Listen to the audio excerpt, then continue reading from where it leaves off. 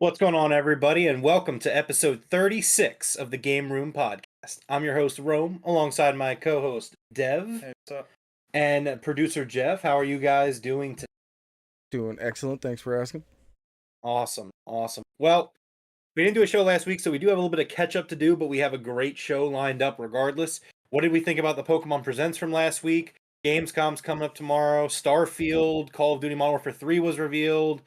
Some stuff on some release dates moving around. Got a lot of it. We're going to get right into it. First up, Devroro, it's the news I know you want. The gamer lawsuit up. Is there an update? I thought this was done with. I thought they were done with this. So last week, Florian Mueller said 2 of the 10 gamers. 2 of the 10, alright. Gamers acting as an anti-ABK deal plaintiffs for class action firms in the Northern District of California have dropped out. They're down now to 8. So that means there's still 8 people that are like, we're winning this case. But two of them dropped out. Okay. Deborah, what do you think is going to happen with these? Better drop off. They're going to drop. Oh, that was just too funny not to update. Who are these gamers? Who are these game?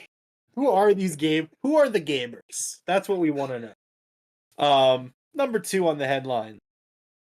Deborah, we may have the potential release window for Grand Theft Auto 6.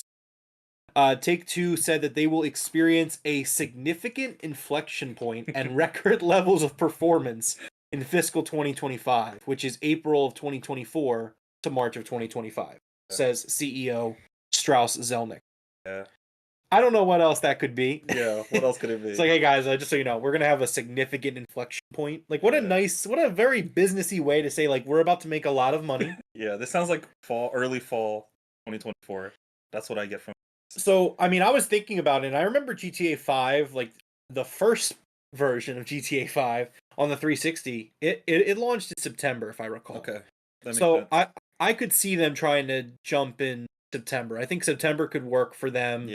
Maybe we're looking at like a September 2024. However, though, I also was kind of thinking about it, and I could also see them going early 2025, maybe like February, March. I think March might be a good month for them, actually. 5, yeah. More time to develop, keep it in the oven, work on some stuff. For sure. Makes sense. Number 3 on the headlines, an update from our last episode. Devroro, last time we talked about the Street Fighter 6 TMNT costume. We thought that was really cool. Yeah. Until they said that it's $15 per turtle. Oh, that I didn't know. Per turtle, and it's just a costume. It's not a character. It's not like when you buy like the Raphael. You're not getting a character of Raphael. You're getting a costume that you put on another character.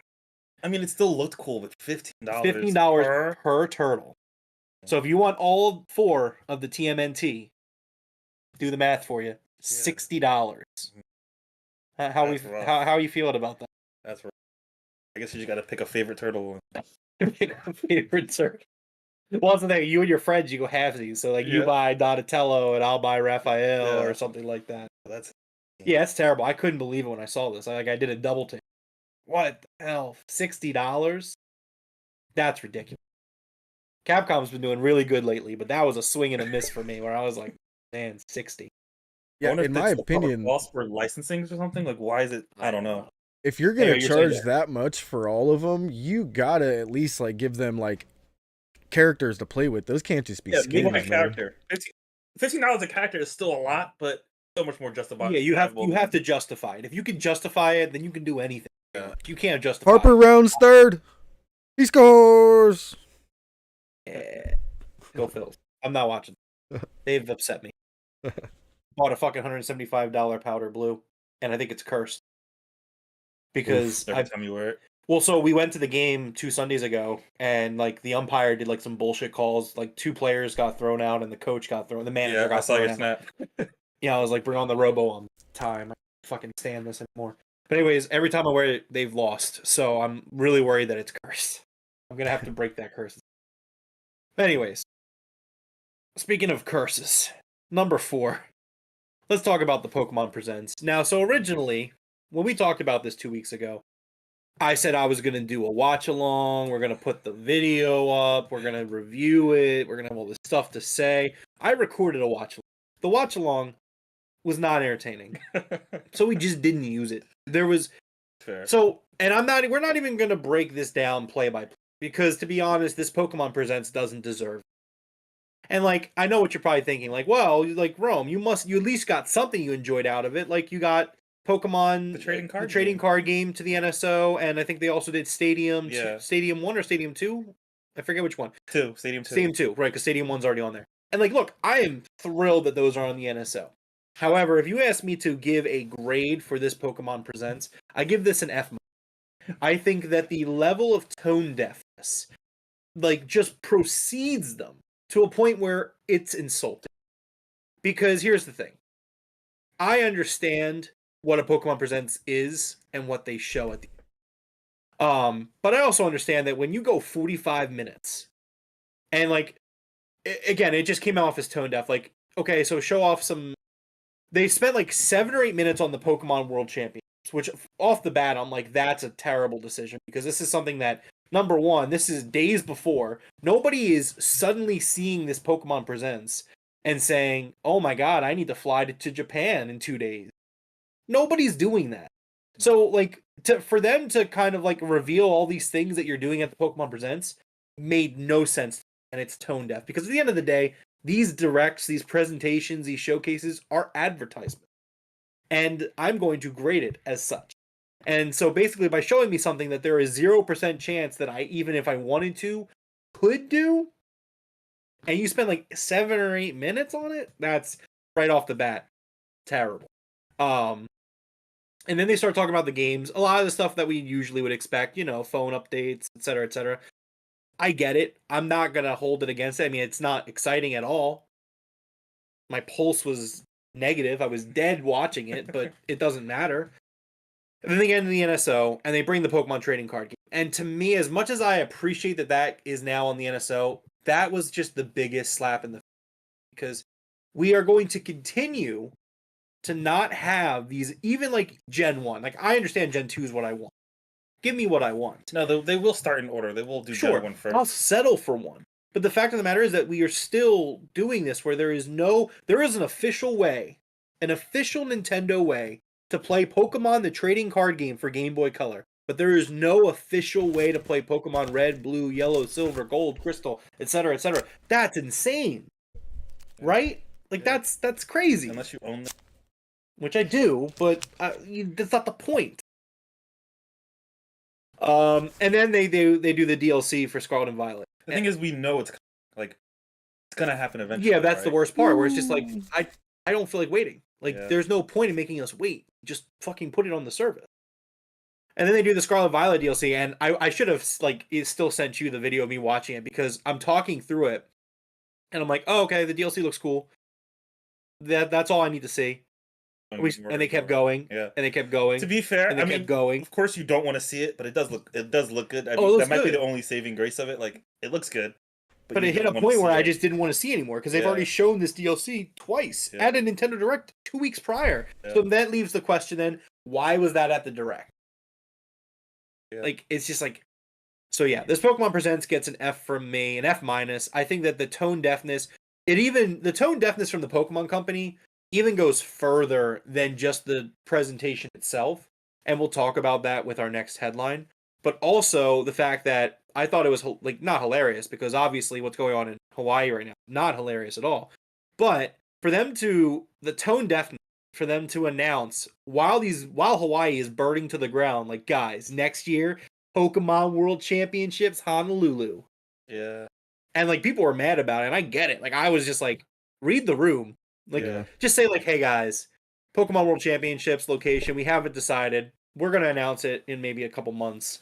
Only thing I can think of is like they booked it so far in advance that they announced it, and now Just say just don't announce it though yet. It, like, Honolulu, like Hawaii's currently on fire, and you're just like, guys, when the fire dies down, we're gonna play some Pokemon. And I'm just like, oh, that's bad. It's real bad. Deborah, what are your thoughts? I'm not gonna give it a grade. It was very forgettable. I'm just not gonna grade it. Would you say it's worse than an F minus? Not graded? Because it didn't even show up for the test. Yeah. Didn't even put its name on the paper. You get I just- 500 it was points just- for putting your name on the paper. Yeah, it was just very forgettable. Like nothing mentioned. Like you know what I mean? Nothing really big. There was nothing. Even like it makes last year's look better. That's how. Yeah. That's how. And that's the crazy thing is like Because last year's was pretty. the bad. last one we did. It was in February. I gave it a D minus. Yeah. And there was still stuff I was excited for coming out of it. Like this time, I was almost like infuriated by the Pokemon. Like the thing that I cared about the most, the NSO stuff, almost like infuriated me more than anything. Where it's just like, really? Okay. Let's move on to number 5 on the headlines. Speaking of Pokemon. So Rome, real quick, I Okay. got to give this an F as well. Okay, there you go, Specifically because of your next segment here. There you go. I can't tell you how many times that we've done this podcast, and any time that I have aired something Pokemon, they have tried to copyright it. And yet they're using a fan's music without their knowledge.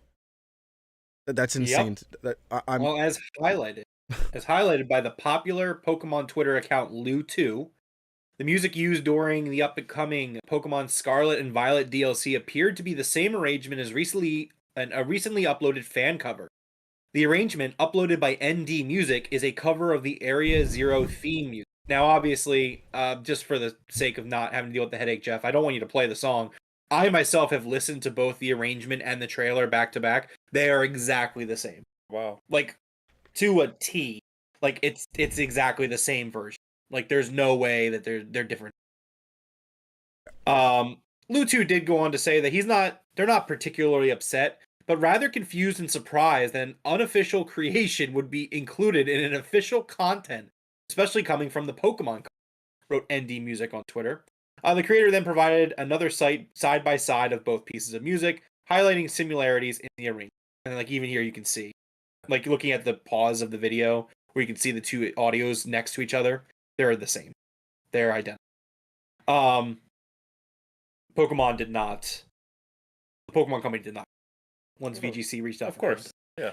And again, it's just like, for me, just the level of tone deafness that, like, the amount of, or the lack of effort is, number one, baffling. And number two, so disappointing. So yeah, that's Pokemon. I'm so out on the DLC for Scarlet and Violet, there's a good chance I might not. With Starfield coming out, no. I don't there's a good chance I might not even give that the time of day. That's how down I am. Until they announce something next year and I get excited, I'm out on it. Number 6 on the headlines. It's a real update-heavy show here because it's another update to another story we have covered previously. So we had talked about a $2 billion deal with Embracer Group, who owns the rights to Tomb Raider, Lord of the Rings, Saints Row. And then that deal fell through. We didn't know what it was or who the deal was with. $2 billion, obviously. Yeah. A lot of money. However, according to Axios, Savvy was reportedly looking to get involved in the game publishing with Embracer Group in order to establish itself as a major gaming label. The Savvy Games Group is a Saudi government-funded company. Back in May, the Embracer Group, as we talked about, revealed it saw a major partnership fall through at the last moment. After a verbal commitment in October of last year, partnership would be given the Embracer Group more than $2 billion in contracted development revenue for a period of 6 years. I mean, it's kind of an up and down story here. I mean, it sucks for Embracer they're trying to get going and become a big player in the publishing sphere. Yeah. But at the same time, not a fan of that Saudi blood money. That's just a personal thing. I mean, those that watch the Broken Tables podcast and know my wrestling takes also know I have a very similar stance here. Yeah. So Makes sense though when you think of who can walk away from $2 billion. Yeah, the Saudis are just like, oh, we're gonna go pay WWE to run a stadium show so people forget that we beheaded a journalist. I don't know. Who knows? Who cares?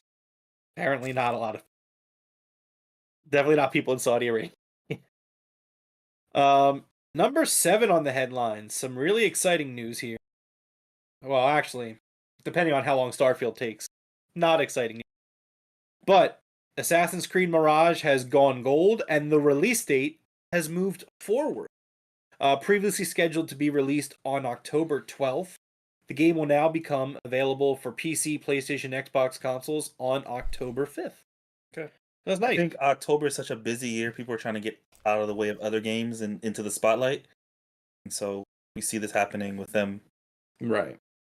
I mean, I'm excited for this game. I'm looking forward to it. I can't wait to get into it. I'm buying it when it comes out. I don't know if I'm going to be playing it. I mean, it'll be a month later, so maybe you can jump in. I don't know. We'll see. I mean, again, we also know it's a 30 to 40 hour story, so that's nice. Yeah. Okay. Devroro, how many times have you been on Xbox? And you've said bad things. I think ever. You've never said anything bad to anyone ever? Ever. It's okay, you can be honest. You're among friends. Honestly, no. I mean, nothing that'll get me a strike. You know what I mean? Nothing they could use against me. I don't think I have. If I'm being honest. I don't think I've ever said anything like, I've cursed people out. I don't think I've ever said anything malicious. Yeah. But anyways. Never malicious. I don't even think I've cursed people out. I think it's funny. Well, most of the time, the people I'm cursing out are my friends that I'm playing with. Yeah. You know what I mean? That's that what makes I mean. more sense. Yeah. However, for those of you who do harass people on Xbox, Xbox is introducing an enforcement strike system. This comes directly from Xbox's Newswire. They say, and quote, "We are constantly improving our safety measures and bringing more systems and tools in place to empower players to respectfully interact with one another. Because everyone deserves a place to comfortably be themselves online, free from harassment and bullying. One of the most common questions we get from players through feedback, posts, and appeals is how repeated enforcement impact their gameplay, how they escalate, and what they escalate to, and how they know when their account is back in good standing. To help address this, we are introducing a new enforcement strike system. The new system attaches strikes to every enforcement, ranging in severity based on inappropriate activity. So basically, the report goes on to say further that it's basically an 8-strike system. And the way it works is that because some people were very critical at first, they said, well, 8 strikes, like, that's a lot of chances before you can ban someone. Which it is. So basically what Phil Spencer actually came out and clarified, I think they probably do it further down this article, but it's an 8-step, like, different infractions can get you multiple strikes per offense. Okay. So like you do something small and minor, you might get 1 strike, but you do something major, you threaten to blow up a school, and that's like 7 strikes, you're out. Okay. I didn't know that. That's yeah, cool. so it's based off of how, and basically when the ban takes place, depending on how many strikes you have, that could be how long you're banned. 8 strikes is a year ban. Okay. Hold on a second here. I was about to come in and make a joke being like, if I tell a kid I banged his mom, is it still going to be a strike?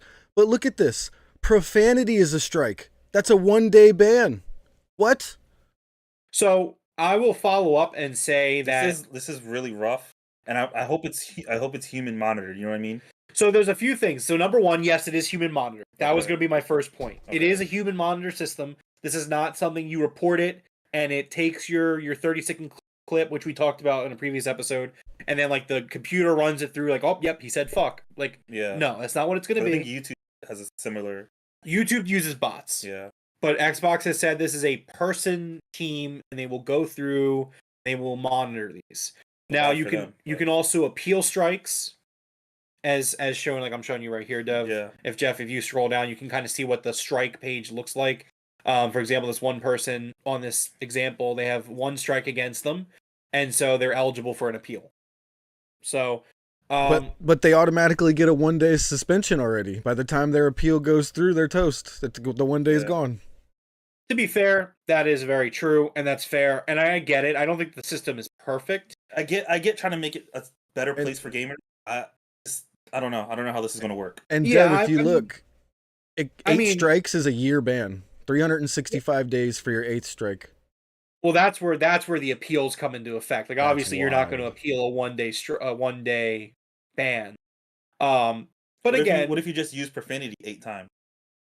You know what I mean? Like, well, again, I mean, it is monitored by a human team, so I would assume that human team would look at it. They probably have some sort of log in place to say, like, oh, this person did this times the reports that we got.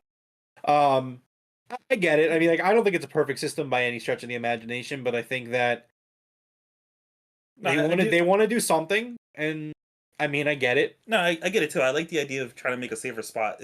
This seems Yeah, I love the idea, but profanity, that's a step too far. Come on. I curse every 10 seconds when I'm playing video games. I do too, but again, I do think that, like, I think that's open to interpretation. You know what I hope mean? so. Where I mean, I could be wrong, could be completely wrong, because obviously I'm not gonna ever put myself in a position to get a strike. I mean, if I'm cursing, I'm usually in a party chat with friends. I came over Yeah. 3 weeks ago, 3 or 4 weeks ago. You were playing Call of Duty, and you turned the game on, and you were in the lobby. Yep. I didn't say it. No, yeah, you didn't say I'm anything. cracking up because I'm not cracking up because I'm embarrassed. I'm cracking up No. because I know exactly what you're. Yeah, fucking and telling me. immediately there was just like, It's like, fuck your mom, bro. yeah.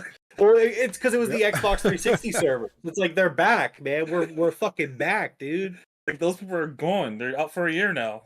Listen, here's what they should do. If they make it to where whatever the rating of the game is, if the game is rated M, you should be able to curse. But if it's a I like PG that. game, then I don't agree with the cursing. I like that. If you're on GTA, cursing or whatever should be allowed. If you're Yeah. in Minecraft, maybe you should stop like kids. I agree. I think that's actually a really great idea, Jeff. I think that taking the game's rating into consideration should definitely be something that we look at. That would just make sense. Yo, Yeah. Ty Talks. I like that new name there. I like that. Yeah, what's up, Ty? Hey, what's up? All right. Let's get on with the headlines to number 9. So, Devroro, Minecraft. An Xbox Series X/S version was rated in Germany. There is currently no native Minecraft on Xbox Series consoles. I thought this was really cool news. I've been waiting. So, like, it's kind of like a joke, but it's like, I remember always like going on Twitter or like TikTok or YouTube and like, wow, look at this Minecraft ray tracing mod with, like, it looks amazing. Yeah, they kept showing videos of it. And it's awesome. Is it coming soon, guys? Well, so, if it's getting rated, you have to assume it's coming relatively. Who knows? Gamescom. Yeah. Maybe see it at Gamescom. But I would actually definitely be dropping into Minecraft if we get like a ray tracing, like the Series X ray tracing, all that stuff. Like, I would definitely jump in. Yeah, I would jump into Minecraft that'd be for cool. a little bit. And it should still be crossplay, even though you would have ray tracing on yours. You would assume so, yeah. Yeah. You would think so. Number 10 on the headlines. So, we talked about Assassin's Creed moving forward. Alan Wake 2. And it was announced this past weekend that they are moving their release date. They're delaying the game by 10 days from October 17th to October 27th. Find their own space in October. Alan Wake 2, they tweeted, October is an amazing month for game launches, and we hope this date shift gives more space for everyone to enjoy their favorite games. We can't wait to show you what everyone's favorite novelist is up to in the dark place, because they're going to be a game. Thank you for your patience.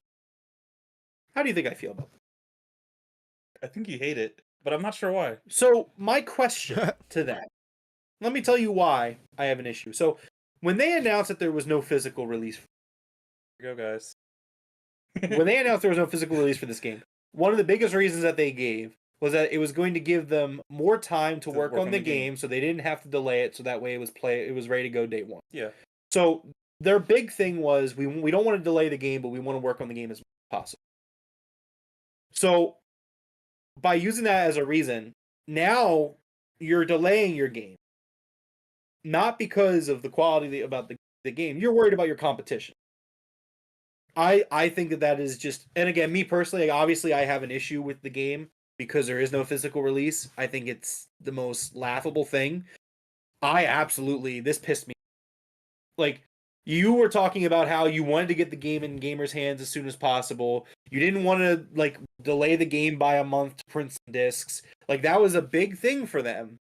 And yet you're going to push the game back because you're worried about your competition beating the hell out of you in that month. I honestly think it's fair, and I'll say why. One, it's only 10 days, and I know that maybe the time is irrelative to you. It's a delay. The fact that it's a delay for this reason is what makes it bad. For me, I think that's okay. It's only 10 days, and they're trying to we talked about this before. There's so many games coming out in October. Yeah. So many. Oh, I understand completely. Assassin's Creed just moved up 10 days, and I'm pretty sure or 7 days, and I'm pretty sure it's for the same exact reason. Oh, They're trying to get out of the way of. So I don't know. I think it's fair. There's way too many games coming out in October. So why not give it? Why not have a? So my follow-up point is that you're missing my point. I understand, and you are 100% correct on everything you've just said. You don't like the reason of it being that they're doing it to. I think that you say that you're going to alienate one part of your customer base for the reason of we want to get the game in gamers' hands as soon as possible, and then turning around saying, "Oh, well, we actually want to." They word it in a way where it's like, "Oh, guys, we want to make sure you have all the time to play the other games you want to play." The real talk behind that is we're worried about this game's sales, so we're moving out of the way of other competition. They don't care if gamers are enjoying the other games that they're playing. Like that's But not. I think that's just fair though. You have to if you're releasing a game, you want to worry about the window. That's why I think you're missing my point. My point is that a big reason they didn't do a physical release is because they didn't want to delay the game at all. So now they're going to delay the game, period. It doesn't matter what the reason is. The reason makes it worse. The reason is justifiable. I don't blame them for doing it, but I blame them for taking a stance for one reason and then completely being hypocritical about it for another reason. I agree that they should get out of the way of other game releases. Well, how long does it take to get games into a physical? Couple weeks. Couple weeks. Like a month. If you have the game gone gold, you're just printing discs. You're mass producing discs. Well, they said resources. And then shipping them. Resources includes money too. You know, they're saving resources. I don't know. I don't find anything. I know you have a big issue with Alan Wake 2 all around because of this. No physical thing, and it's just for me. It's a tight subject, and I don't give a shit if they push it back 10 days. I'm not buying this game. I'll just say that we don't play game cases or title screens. We play games. So here's my follow-up point, right? And I'm going to ask, why not do some sort of alternative? So if you don't want to print a disc because you don't want to do all that, why can't you do something along the lines of what Xbox? So for example, well, Alan Wake doesn't have X money. You know, they're just a small. They're being published by Epic Games. Yes. Yeah. So no, I don't. That doesn't. No, they're being published by the makers of Fortnite. Yeah, you're right. One of the biggest games of this decade. You're right. Yeah, I am right. I know I'm right. I don't want to hear money being a reason why you can't do something when Epic fucking Games is publishing your game. Yeah, but Epic. That's it. They probably gives them an allowance, like not an allowance, but here's $10. Go buy Alan Wake 2. Yeah, essentially, you have a budget for games. Each studio has Epic Games. I don't give a shit. It's Epic Games. You're throwing a tantrum right now. Because there's no physical copy. You see this? The world's smallest violin about Epic Games not having enough money to pay for Alan Wake 2. Remedy has the world's smallest violin for people who don't want to buy physical. Well, then they're not going to get my $60. So okay. Well, I hope they're not. I don't wish for things to fail very often. I would absolutely love for this game to bomb. It's not going to though. It might not. Who knows? I think that this year is on a serious level a very filled year. And I don't think this game's going to be like Game of the Year or anything. Or anything like that. I think this game is going to be talk of the town tomorrow No, I don't think it's going to be talk of the town tomorrow because there's a lot of games tomorrow that are getting shown off. I think it's going to get overshadowed completely. And again, I have no sympathy for this. It's like, all right, well, let me know when you print a disc. Well, you have THQ Nordic saying like, "Hey guys, we'll print discs for you." Like, oh, okay. That is true. Like again, it's just like I understand your point, and you can say that I'm being ridiculous. Like, that's fine. I understand your point, too, but I do think it's a little extreme. That's all. It's just extreme that it's just like, we'll just print a disc. You're published by Epic Games. THQ Nordic is offering to print the disc for you. Like, what more, like, can people do? Like, and, like, I literally look at all the tweets and stuff, right? And, like, I go down here, like, oh, hey, look at that. There's me from August 17th. I tweeted this. I got 5 likes, views. I've gotten a lot more from my other things, but, like... There are so many people. One, says like post W mindset. Yeah, Looking forward to this release. You're scrolling down to find the bad stuff. Everyone's excited for the game. You know, there's not a lot of people who are angry that it's just digital. I get it. There you go. Shout out to Jeff Lane, 22. You're the man, Jeff Lane. Anyways, there are, but we're not gonna sit here and go through tweets on a show. Anyways, they're tweets. I get it though. I get it. Ty, I'm not, like, here's the thing. I'm absolutely hating on Alan. And I'm going to continue because if you're going to alienate me as a customer, then okay, I'm not going to sit here and care about it. It's like, all right, well, fuck off then. Hope your game fails. You don't want my money. I hope you don't make any money on your game. Like, I don't know how much clearer I can say it. I think another reason physical we talked about this before, is physical doesn't matter as much as because people are just sending, and I know this is what you want, this is what you prefer, but they're just sending empty cases at this. You know what I mean? Like, they're not even sending disc anymore. Here's my thing. They're sending empty cases with codes, and I don't know. Here's my thing. I am aware of that. I would still prefer that. No. I have Starfield pre-ordered. It is the early access edition that comes with a steelbook case, 5 days early access, some bonus content, and the first story expansion. And I assume no disc. There's no disc. I assume the base game. It is a steel case. And I know a lot of special editions do that, but the base game, does the base game have a disc? You know? Yes. Okay. But I'm not buying the base game because I have Game Pass. You have Game Pass. But I just want something to be part of the collection, and give me something. If Alan Wake 2 was literally a steelbook case with a code in it, okay, fine. Like, you don't want to print discs, but like, you can't say that there's not a subsection of this fan base. Regardless of where the industry is going, these consoles still have disc drives. You might as well utilize them. But I mean, I guess everything comes down to money, and it does cost time and money to do that, you know? I mean, it's how the industry has worked since the beginning of the industry, but now all of a sudden it's too expensive to print discs for Epic Games. Epic Games can't afford to print discs. Come on, things change. Devroro, stop defending billion-dollar corporations. Stop living in the past. I'm just saying this is how things move. Like, oh, Epic Games, man, you know, times are tough right now. Video games, we shouldn't expect much from our video game developers and publishers, says Devroro. Said basically what you said. Saying live today. Today. I'm just saying Epic Games and Remedy be better, and you're saying no, you got to give them a break. Making physical cases doesn't make you better or worse. You got to give them a break. You know. No, I'm not telling you games hard, says Devroro. Well, yeah, that's true. And you shouldn't give them a hard time. Don't expect great games. I didn't say that. Basically, it's your it's your train of thought. That's where you're going with this. Oh, okay. You hear that? If you don't have a physical copy, your game is bad. You heard it here from Rome. I definitely don't disagree with what you just said, so... I disagree with that, but Rome here doesn't. I mean, if you're a small studio and you can't afford it, yeah. But if you're Remedy Games, creators of Max Payne and Control and Alan Wake, and it's not like you're being published by Fortnite. It's not like we're getting disc anymore. I'm sorry, Epic Games, makers of Fortnite. It's not like the game is on the disc anymore. You know what I mean? Poor Epic Games. Everyone's defending Epic Games. It's so. I'm not defending. There are no games on disc anymore. Like, there are games on disc. But they are. They are. Every game you get, it's like what one level, and you have to download the rest of it from the. It Resident Evil 4. I just started playing it. I had to install the whole game. It was like 60 gigs. What are you talking about? Anyways, fuck Epic. Fuck Remedy, and let me know when you guys release a physical copy, and I'll buy your. Till then, I have other things to play this year. They picked a bad year too. That's the other thing. Like, on another year, you could have got me like where I'm like, and that's the thing. That's what I really want to play it. Not even a bad year. On a great year, you're gonna try and pull this. Not even a bad year.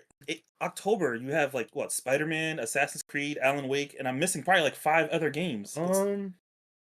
We talked about this. October is ridiculous. It is. But we'll do a quick run. I think that's the month you're double dipping. You told me. I think so. Let's do a quick little before we move on to the next subject. I'm never on the web browser. I'm always on my phone. It's insane. Look at the list is. All right, so October, I'm gonna breeze through. I'm not gonna mention all of them. Just names that I recognize: Assassin's Creed Mirage, Detective Pikachu, Forza Motorsport, Lords of the Fallen is a big game coming out. Marvel Spider-Man 2, Super Mario Bros. Wonder, Hot Wheels, Just Dance 2024, big game Devroro's looking forward to. That's it. There's nothing else coming out. You don't want to mention the Metal Gear? Oh, the Metal Gear collection. It's a collection, but yeah, I guess you're right. That's a good idea at this point. And there's other little releases, but that's a pretty packed October. I mean, Mario, Assassin's Creed. I'm trying to look at what I guess Mario is what they're getting out of the way of. right? Or Spider-Man. Oh, they're on the same day. Spider-Man. Yeah, They're on the same day. I didn't even realize. so Mario and Spider-Man are the same day. So Alan Wake 2 is coming out on the 17th. The 17th. 17th. And so it's actually kind of interesting that why wouldn't you get out in front of these games? That is weird that they went back instead of forward. But now they're the last game of the month on this list. Yeah, but what comes out in the beginning of November? Smurfs 2. No, I mean, like a Dragon comes out in November, Banishers of the New Eden, Call of Duty Modern Warfare 3. Yeah, that's like the Switch version of Hogwarts Legacy. Super Mario RPG, that's... But like just comparing November's list to October's list is like so many games coming out October. Yeah. Big ones too, not even just... One good thing I don't have to worry about paying for Alan Wake 2. I will be getting the physical copies of Spider-Man and Mario Wonder and Assassin's Creed. All great games. Great games with physical copies that I will be buying. Yeah. It just sucks because I know how much you like Alan Wake and to not. Oh, I'm heartbroken, and that's why I'm as mad as I am, because I am absolutely devastated. Like that's the thing. You're shooting yourself in the foot. I feel no, like. I'm just choosing to play my money elsewhere. It'll come to Game Pass, and I'll just play it on Game Pass. Anyways, Ty's in the chat hating. I'm just gonna continue to ignore him. I'm glad you're here, Ty. It's like Rome. I don't have to deal with his madness alone. Rome, how dare you enjoy video games in a way that makes you happy? You're not allowed. Bad Rome. Like that's what you guys are saying. You just play the game. You don't lick the case while you're playing it. No, but I like to I like to come in here and do a podcast 3 nights a week, and I like to look around my room and look at all the video games I have, and it's a nice set behind me, and there's so many reasons why I like those things don't make a great game. And game cases also don't make a great game. But start screens. And start screens.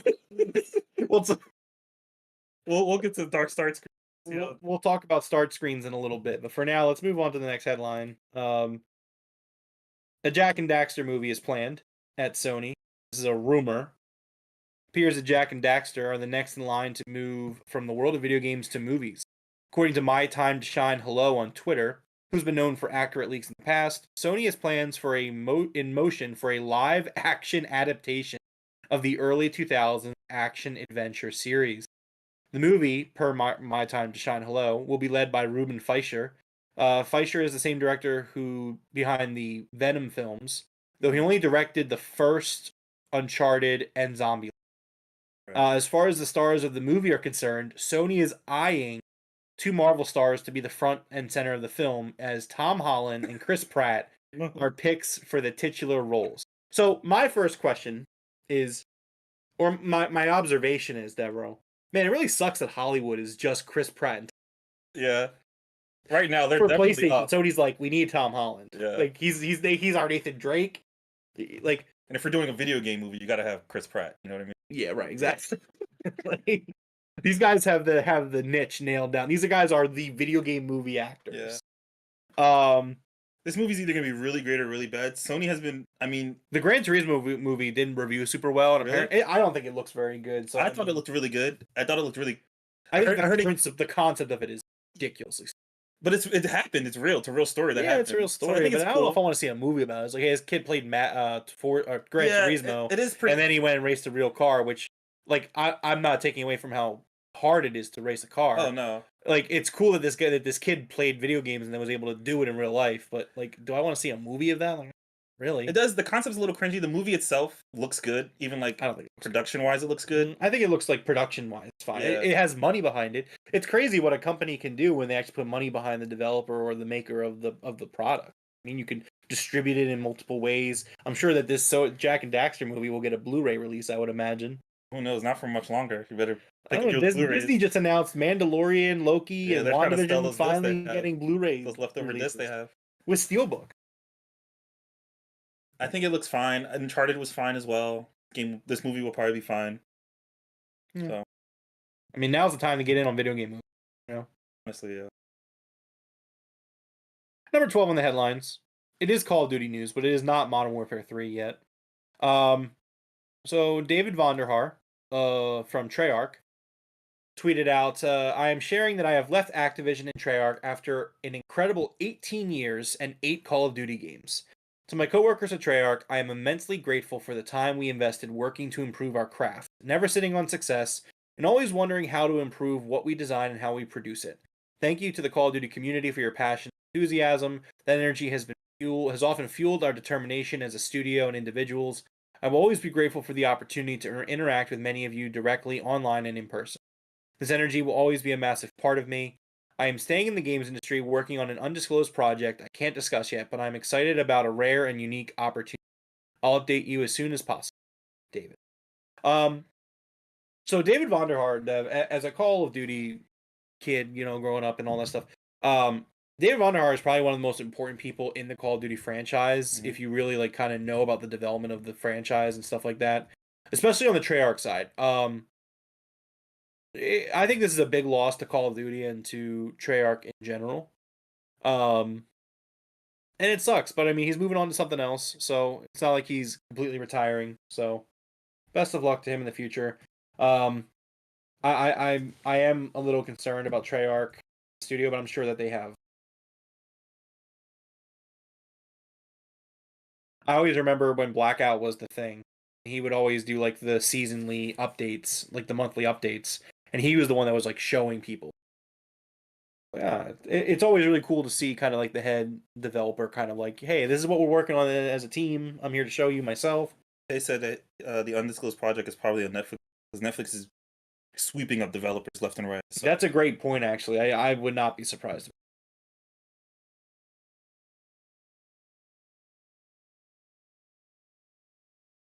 That too, yeah.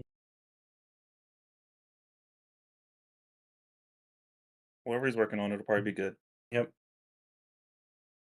Number 13 on the headlines. Final Fantasy 16 producer.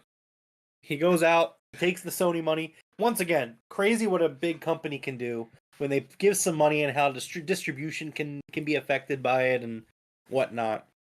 But, Final Fantasy 16, as we talked about on the last podcast, it was considered that it underperformed due to the fact that it was on play only. My follow-up was like, well, maybe you guys, I mean, I guess it's a new CEO. Oh, it sucked that the last guy decided to sign exclusivity. Because, yeah, obviously you're going to limit yourself to how many copies you sell.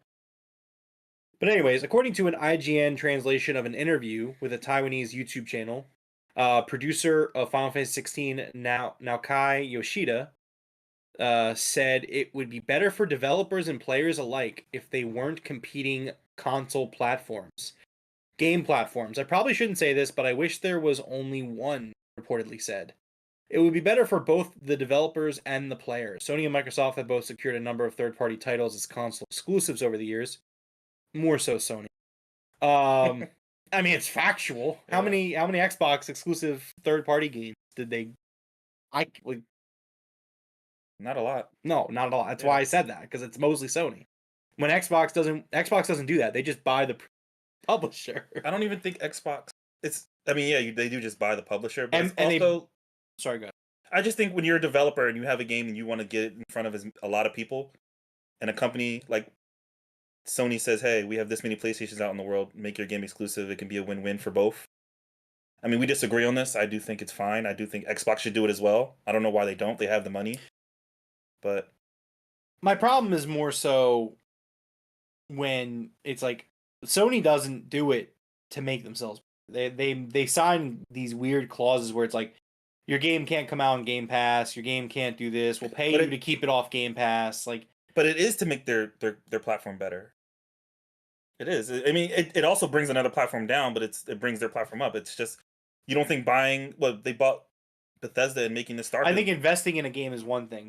We talked about this, though. Yeah, exactly. Investing in a game is one thing, but not. But they did invest in it. We talked about it. The game was already being made. The game was going to be made regardless. There was money and development put into the game from Sony's side. No. But yes, they even came out and said it. Anyways, let's get back on this. So what are your thoughts on the take from this producer that it would be better for developers and players if there was one platform? Yeah, it's terrible. Terrible. We talked about this during the acquisition trial when for sure somebody on Xbox side said the same thing, and it's like, no, competition is better for us. Yeah, I think it's a terrible take. Insane. It's such a bad take. Yeah, because Satya Nadella said it during the trial. That was who said it. Yeah, where he was like, it was that's me. There'd be we're just like Satya Nadella and this one producer. They're sitting at a table at a restaurant we got to get rid of all the cons. It's weird that these people are so high up and they're saying that too. That's another crazy thing. I think because, like you said, they're talking about it from a dollars and cents. Yeah, Where it's like, I think even then, it's I think this producer, the way this producer's looking at it, probably, you got to think like, okay, so Final Fantasy 16 underdelivered because it was stuck on one console. That's how he's looking. He's not looking at the money that it made. He wants to know how many people are playing his game. Yeah. So when he sees that number, he's like, damn, it would be great if we took all of the Steam users and all of the PlayStation users and all the Xbox users and Nintendo users, and we took all those user base numbers and we smashed them together, and like, wow, look at this giant arbitrary number that we wish we could hit, that we'll never hit because we're only on PlayStation. So I get his point. However, it's an extremely incorrect. It is. And there aren't many times where I would say an opinion is like, where it's like you're factually incorrect to give an opinion. That's factually incorrect to give that opinion. And we talked about this earlier when you first talked about them not selling as much. As I do think it being only on Sony affected it, but I do think the game itself probably affected it way more. You know what I mean? Right. It being an action game where people want something different. People are kind of tired of it. So yeah, so it's just wrong all over. It's just a bad take. It's like you want, and you'll agree with this. I think we can both agree with this. In fact, you said it a couple minutes ago. You want Xbox and PlayStation to be fighting. Oh yeah, absolutely. You want that. If you don't want that, if you don't want Xbox and PlayStation competing and Nintendo competing to win your dollar, you're doing something wrong. Yeah, right. Yeah. Which is why it's wrong for Alan Wake 2 not to put out a physical copy, because they're choosing to not compete with other games that are coming out. Thank you for finally understanding my point. I do think that the reason it's easier for people to say yes to Sony and Sony money is because there's so many, at least at the time, there were so many more PlayStations out in the wild than there are Xbox. And even that's still, understandable. Yeah. Xbox is growing, maybe not box-wise, but PC and everything, but you know what I mean? Like, it's just an easier choice to make. And I think we're closing that gap, so we'll see what happens. Yeah. I mean, yeah, you gotta look at it when Xbox really kind of hits that stride that they want to get to with the Game Pass platform being everywhere. Yeah. Yeah, then I would expect the conversation. Absolutely. And I think maybe there'll be the talks of buying up third-party, exclusivity deals. Ty says it's not selling as much because of Sony's. It just means Square has terrible accountants. Number 14 on the headlines. Some really awesome news that came out today. I think this is one of the most ingenious things I think I've ever seen from a console manufacturer. Right up there with Joy-Cons in terms of like how you can like get different looking things. Xbox announced today the new Xbox console wraps. Experience the power of Series X in style. Do they have the video for it? Yeah, so it's right here. I don't know if there's sound. The sound. Got it. Producer Jeff's probably playing it too. Jeff, if you go down into the video, you can, or into the article, you can see the video.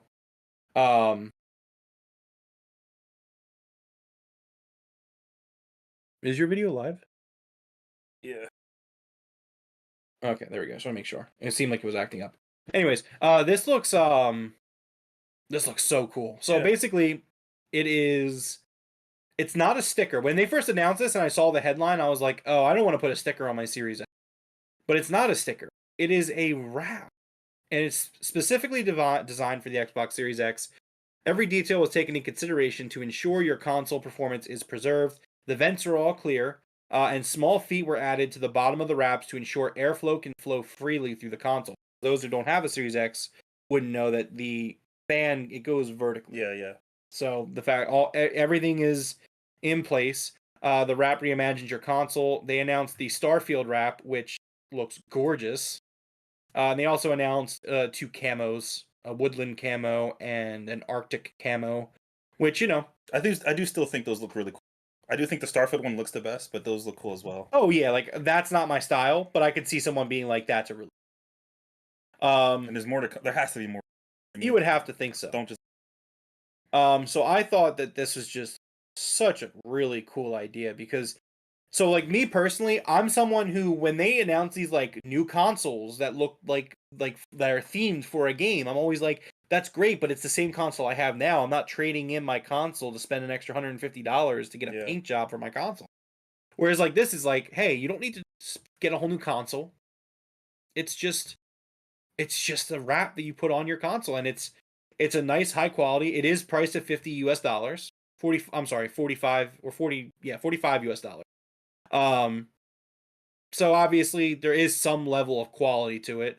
I just think these are really cool and it's really smart. It's kind of like, and I hope third party gets onto stuff because you can't, like, if you look at what Sony did, Sony has those, and I don't even know what you call them, like those, the collars on the side, and they put out a few official ones, but then they stopped, and now if you want anything else, you have to go to third party like D-Brand or something like that. yeah. So I hope that, you know, D-Brand gets a hold of whatever this is, the sleeve, and they start doing their own, because you know, for some reason the bigger companies don't want to put a lot of work into this. You know what I mean? Well, again, I mean, kudos to them for this because, again, this is a really smart middle ground for people who want to celebrate games and want to decorate their I consoles. just hope they stick with it as well. And again, I liken it to the Joy-Cons where, like, I've never bought, like, Nintendo's put out some beautiful Zelda consoles. Whether it was the Majora's Mask 3DS or the Wind Waker HD Wii U, like, there are some gorgeous, beautiful Nintendo consoles out there that existed. I have the gold one. The Link Between Worlds one. Yeah, that one's beautiful too. I still have it. Yeah, and like I've never had any of these consoles, any of these Zelda consoles. Because you don't want to buy a console. Yeah, because I already own the console. Yeah, you're a day one buyer as well, so it's right. Like, yeah, it's like it never appeals to me. I'm not the right customer, fortunately. But like that's why I love about the Joy-Cons was like when Skyward Sword HD came out, it came out with the Zelda Joy-Cons, and I basically turned my Switch into a Zelda Switch. It was the first time ever where I was able to do that. Yeah, and it seems like it's easier for controllers, you know? Right, but the fact that the Switch is what it is, it's you turn your console into a Zelda console. So my hats off to them because this is a genius idea. It's a simple idea, but it's just so good. And I can't wait for more of these routes. Yeah. I don't think I'm gonna buy the Starfield one, although the Starfield one looks so sick. It's not your aesthetic, but when they come out with like my aesthetic, you know, Master Chief or a Gears one, Gears, absolutely, Gears is coming out, so like when a Gears one comes out, I'm going to be buying. Yeah, they have to. I'm going to finally do it. If they don't, I'm gonna be so. It's funny because I have this friend. He listens to the show sometimes. Justin, if you're listening, what's up, man? Where like he would always send me pictures of tell me about like the Gears 360s he would buy and the Gears consoles because he would do that. He would get the Gears console. Like, oh man, you see the new Gears console? You see the new Halo console? It looks sick. And I'd just be like, yeah, but I'm never gonna buy it. Yeah, you don't need to. I don't need to. Yeah. I'd rather get more games for the console. But anyways, cool idea. Pre-orders are open now. I don't think I'm gonna get the Starfield one. And the more I look at it, I might talk myself into it, but I don't think I'm. But anyways, it looks great. Yeah. Number 15 on the headlines. Real sad news today, Devroro. So Nintendo has officially announced that Charles Martinet will be stepping back. I was trying to find the actual tweet. The IGN link does not have the tweet. Really. Is it? What the hell? Okay, anyways, here it is. All right, so Nintendo of America today, they put out a statement. It says, Charles Martinet has been the original voice of Mario in Nintendo games for a long time, as far back as Super Mario 64. Charles is now moving into the brand new role of Mario Ambassador. With this transition, he will be stepping back from recording character voices for our games, but he'll continue to travel the world sharing the joy of Mario and interacting with you all. It has been an honor working with Charles to help bring Mario to life for so many years, and we want to thank and celebrate him. Please keep an eye out for a special video message from Shigeru Miyamoto and Charles himself, which we will post at a future. Sad, but it's a sad day. He's staying in the Mario world. I think he's just done performing. My initial thoughts were like, we talked about this when Mario Wonder came out. I think you mentioned it. Yeah, I was like, that doesn't sound like Charles Martinet as that Mario. Yeah. So that was definitely a thing. Hopefully they have enough of his voice to AI everything. No, I think they're just gonna bring someone else. Yeah, I wouldn't be surprised. Be really weird. I mean, who knows? We're gonna see it.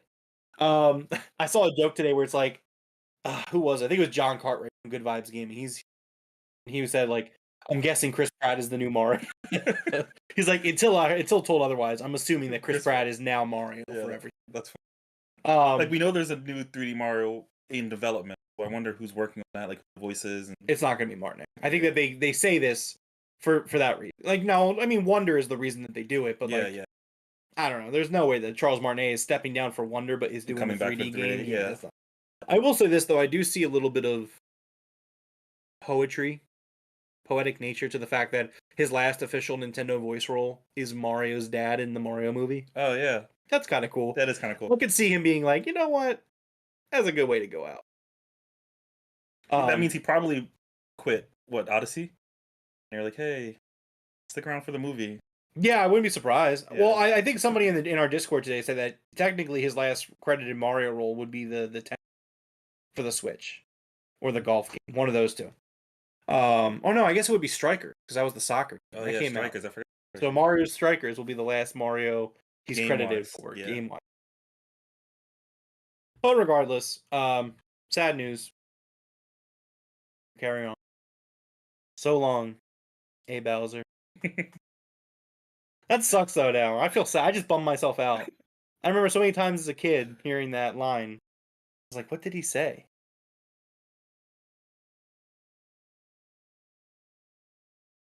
On to better things. Onwards and upwards, you could say, Devroro. Upwards where? To the stars? To the stars. Maybe a field of them, perhaps. Devroro, in 10 days, I will be playing Starfield. The reviewers have the game. They are playing the game. They're under embargo until the 31st. Someone broke embargo. I don't have this in the script, but I forget the name of who it was. But basically this reviewer in his Discord said, "I'm 15 hours in. No bugs." Deborah, do you believe that? Is that a believable thing for you? I don't believe it, but we'll see. I mean, do you think that this said person, I'm sure you're looking at I don't think they're lying. I don't think they're lying at I all. was gonna say, do you think that he would get in trouble with the embargoes? Oh, there it is. It's Tyler McVicker of the Valve News Network. Reviewing Starfield, 15 hours in, no bug. Serious. Yeah, he says I'm serious. Somebody said I'm canceling my pre-order. I don't want a Bethesda game without bugs. It's kind of funny. Yeah. But regardless, Starfield has gone gold. The game is shipped. It is coming out on early access. Preloading began on the 17th, I believe. I have the game preloaded. I'm ready to go. I'm going to go to GameStop on the 31st, or I think the 1st. I got to check which day, technically. I think it's the 1st. Pick up my early edition. I was like, when you sent me the picture of you downloading, I was like, that's got to be exciting. You can't play the game for another 20 days, but... And I was just like, like I said, I told you, I have never preloaded a game before. Yeah. Just because it's not that big of a deal to me. But like, I was like, it's available. Available. Do it. Also, it's what, 100? It was 100 gigs. It was so, 100 yeah, gigs. You want to get that out the way. Well, especially if I'm paying for 5 days early access. Yeah, you which might I as well. am. Yeah. Because after that, it kicks into my Game Pass. But someone said, well, it takes 15 hours to make a character, so we'll see. oh, that's hilarious. Yeah. Devroro, but so should we get the bad stuff out of the way, or do we want to talk a little bit more about how excited we are for? No, let's talk about the good stuff first. 'Cause Okay. I'm excited for this game.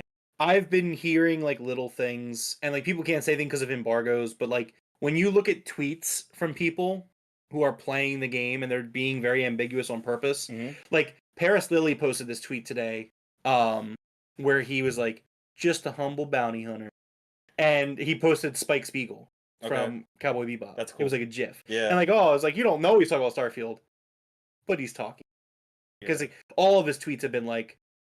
I haven't been playing Starfield. Mr. Matty Plays, another good one who's been reviewing it. He posted a tweet yesterday morning. It was like SpongeBob with like bloodshot eyes because he's been playing it. He's probably he hasn't slept. Yeah. He's just been playing. That's gotta be.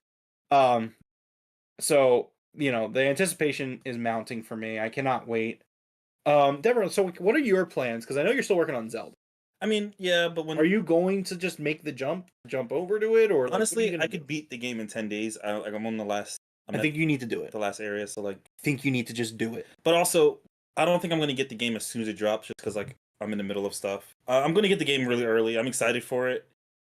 I told you I'm still wary about it, but everything I see about it. Okay, I have an idea. I have an idea that I'm going to pitch to you right now, on the spot. So, and it's also a plug for the channel, so it works. Next Sunday or this Sunday, the biggest wrestling show of all time, AEW All In. We'll be doing a live watch along here on the channel. Very excited. Huge show. May have a special guest that you know. He's not going to. But I propose to you that you come over, have a good time with us.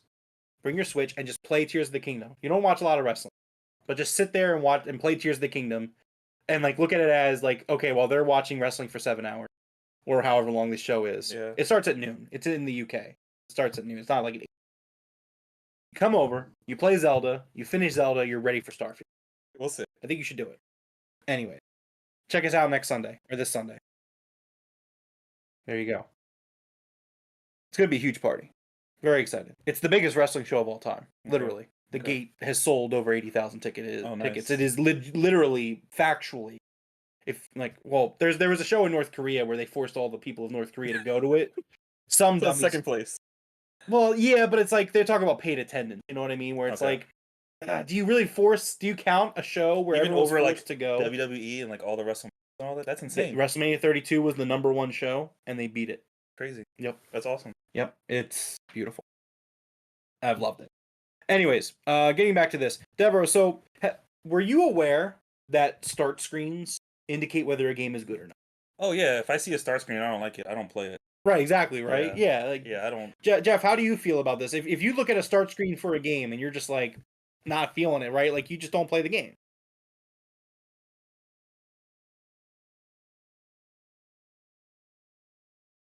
Oh man.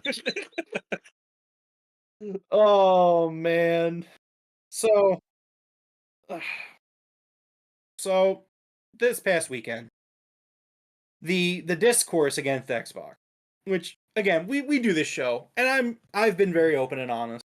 People say I have a bias. You say I have a bias. I really don't think I have a bias. I have a preference. Definitely do. I have a preference, but I don't have a bias. I almost feel like in terms of third-party games, I prefer my Xbox over my PlayStation. Yeah, of course. But I have all three. So I don't have a bias. I want all three to be good. I want my money to be well spent. Okay. But there are some people, and like this, see, like this is actually my follow-up point. Have you ever seen me do something like this? That's how you know that I don't have a bias. This is what a bias looks like. This almost... So over the weekend, we'll just for the people listening, over the weekend, there was a tweet that went out, and I'm just going to read. The physiognomy, I don't even know that word. The physiognomy, of start screen. The start screen of a game can reveal a lot about how rushed the team was and how much pride they took in their work. Starfield's start screen either shows hasty shipping deadlines by a passionate team overworked or a team that didn't care. So this Starfield start screen, it's actually very on brand with many start screens where it's the logo and it's a blacked out star. Like it's very on brand with the game. It's very on brand with the game. Yes, it's very boring, but it's the start screen. You know what I mean? Like it's the start. Start screens are boring. Generally. Yeah, like so obviously this tweet blew up. A lot of people pointed to games such as Elden Ring, Skyrim.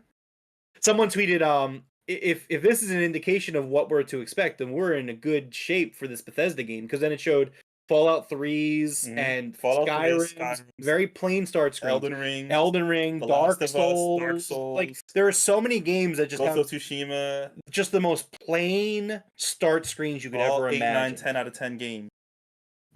And producer Jeff in the B-roll is showing some of these. Look, there's the Skyrim start screen. There's the Fallout 3 start screen. We're a little bit behind. We're ahead, but you know what? You get my point. Yeah. But what matters is it looks like it encapsulates the game. Right. It's kind of bland, but it feels like that's what they were going for. You know what I mean? Like it shows an eclipse. Yeah. The sun. It's just a bad take, and you say it's more biased. I think it's just more stupidity. It doesn't even feel like it's a bias. It's like, well, the bias, the stupidity feeds the bias. You wouldn't just say that. You wouldn't just say that like about any game. You know what I mean? It's like, of course, this is this huge Xbox game, and people come out the woodwork like trying to discredit it. Now,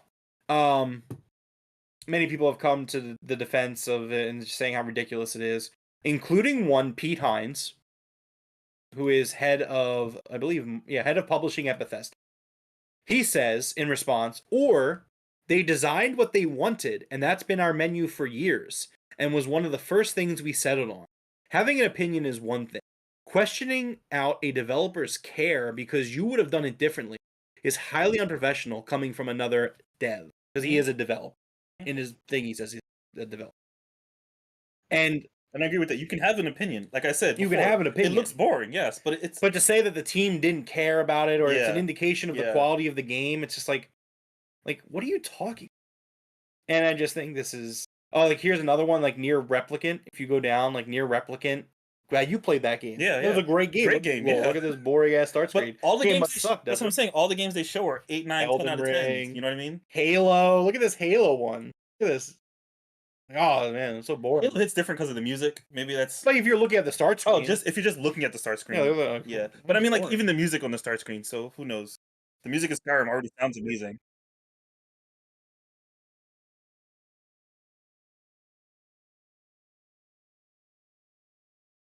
Yeah, it does look. Yeah, it does look like a Destiny. Yeah, for sure. And I've been told Destiny's a good game. It's a live service, so I don't know, but I've been told it's so.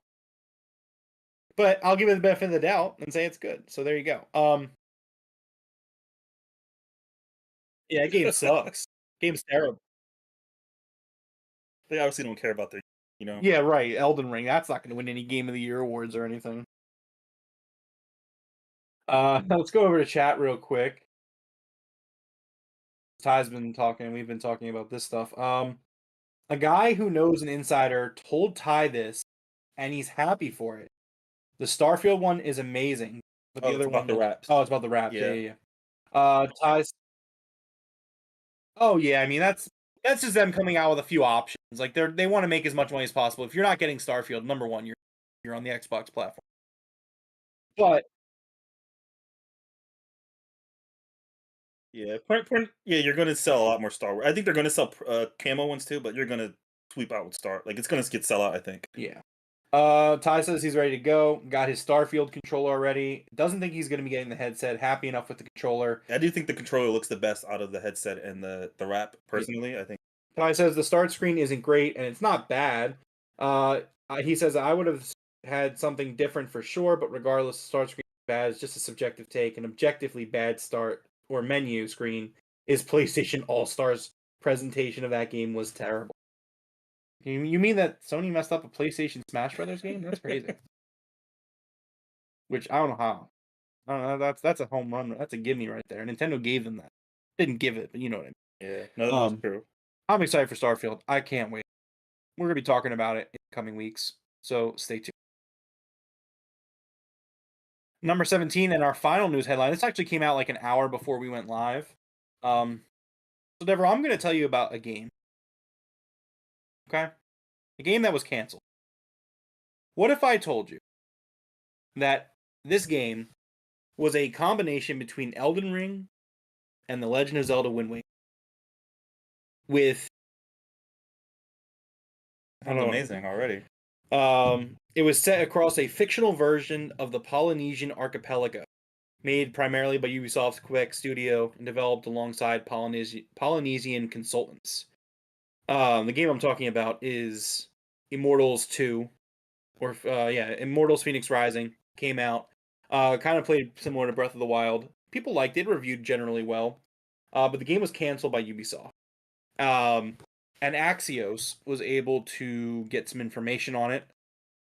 It had been planned as a sequel to the open-world Greek mythology adventure Immortals Phoenix Rising. Development began in 2021.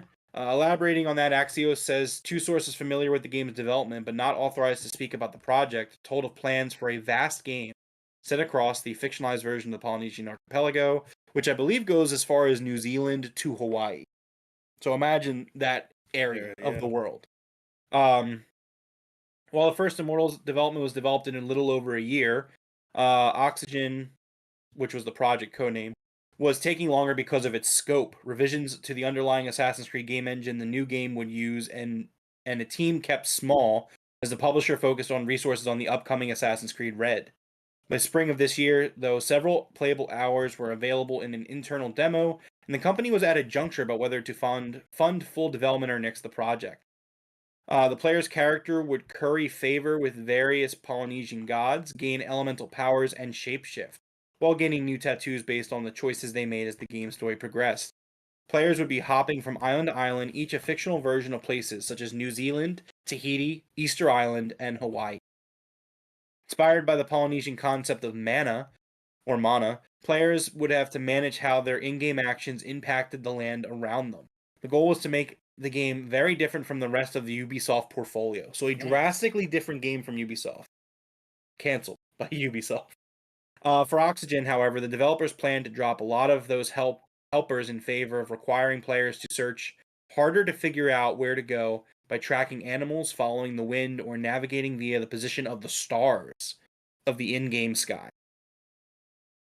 Core inspiration was Elden Ring and Legend of Zelda: The Wind Waker. Immortals 2 would have been a departure from its predecessor, dropping the first game's narrator, losing its emphasis on solving puzzles, and offering a more malleable story in which player choice is significant. Devroro, this game sounds fucking incredible. So when you told me about this earlier, and I told you to wait till we're on the podcast to tell me more about it, Mhm. I didn't expect much. I thought it was going to be like more of the first game, which was mid. But Yeah. this sounds like The new game's graphics were also going to be more realistic, according to developers, and based on some visuals of the project viewed by Axios. The company considered whether Immortals 2 should be rebranded as an original game, not a sequel, one source said. okay. I like that idea. Yes, but ambitious projects can be expensive. Concerns over cost as a sequel or not did Oxygen in, Axios' sources said. Ubisoft is a frustrating because they have some great IP, they have some great developers, they have a lot of the things needed to be great.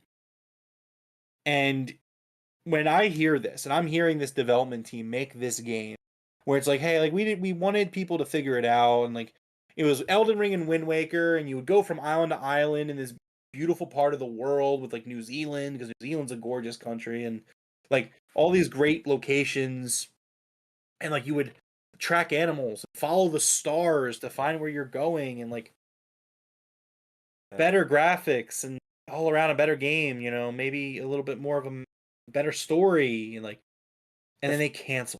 Hearing that you can like travel on ship like island to island, anything that gives me something fun to explore with, because I like exploring games. Mhm. Like that's it. Like that's what I want right there. And I don't know. Yeah, but unfortunately, the game will probably never see the light of day. Canceled, so we can mourn that loss. Hopefully they can pivot, and still have some of their ideas in another game. I but hope so. they're not, I really do. they're staying there to develop. So we'll see what Yeah. happens. Bad PR too. Ubisoft's like, damn, this game sounds great. Why did we make this game? Yeah. All right, well, that's it for the headlines. Before we get into our main topic of the show, let's dive into the video game releases for the week of August 21st. Pretty big week. A lot of high-profile releases coming out. First of them is Fort Solace, coming to PS5, PC, and Mac tomorrow on August 22nd. If I recall, this game has a pretty star-studded cast.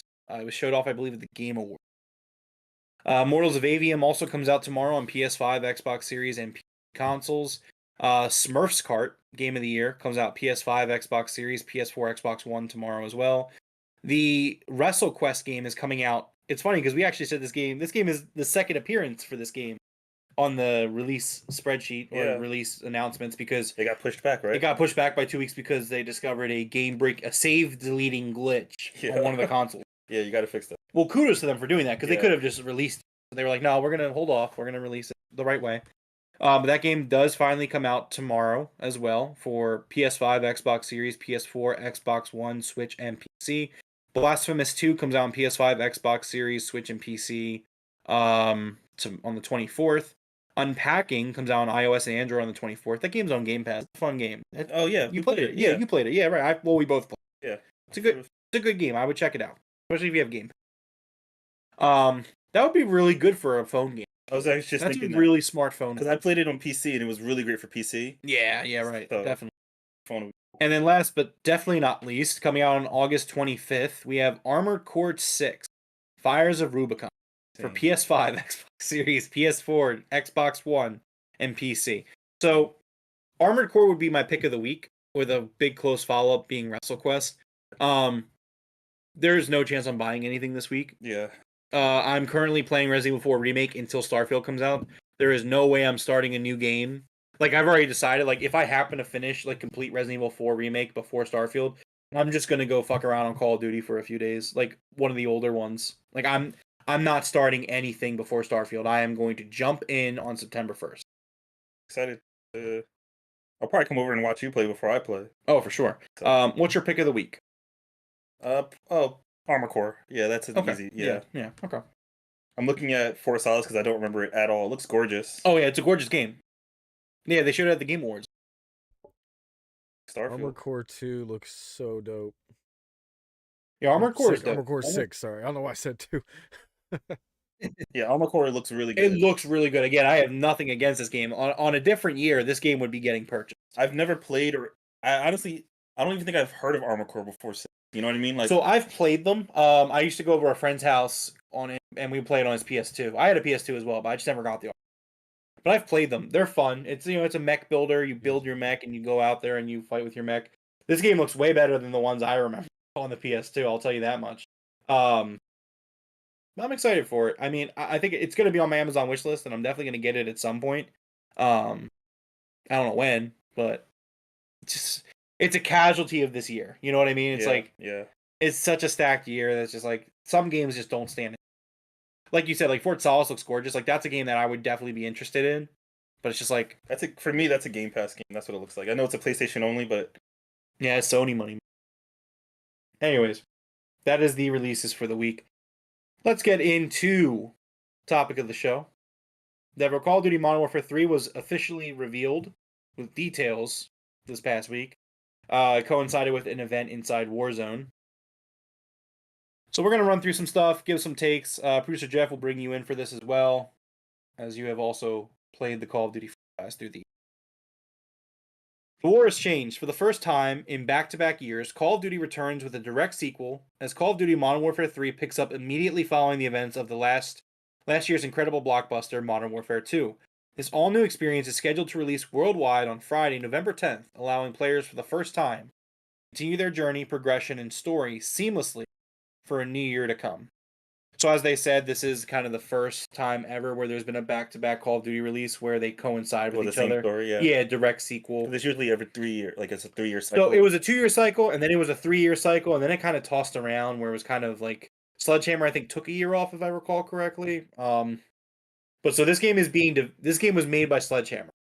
So it's not Infinity Ward, but it is a continuation of Modern Warfare 2 remake, which you have not played the remakes yet. No. We'll get into it, but you played the original trilogy. Yeah, they do shake it up, so I do want you to play these games at some.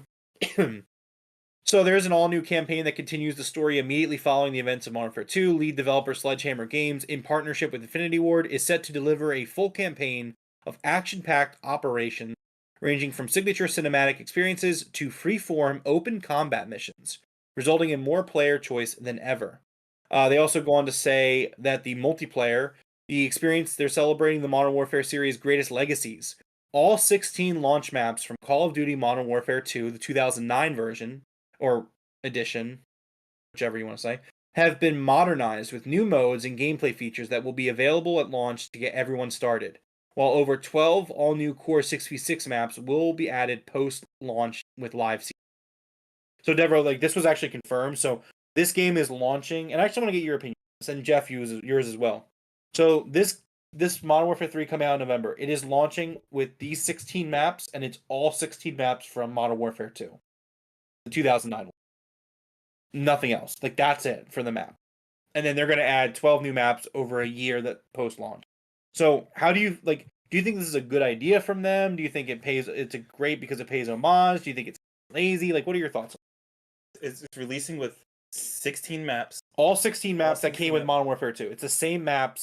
They'll be like probably remade with like different textures, but it's going to be the same map. All the same maps. From the original Modern Warfare 2? Yes. I think that's awesome. I think is awesome as well. If you they're gonna have to up-res it and everything and make it look pretty for today's consoles. I think that's awesome. And then 12 over the course of a year, like one new one a month. I think that's awesome. Who's your Jeff? What are you something Halo Infinite could have done or should have done? You know what I mean?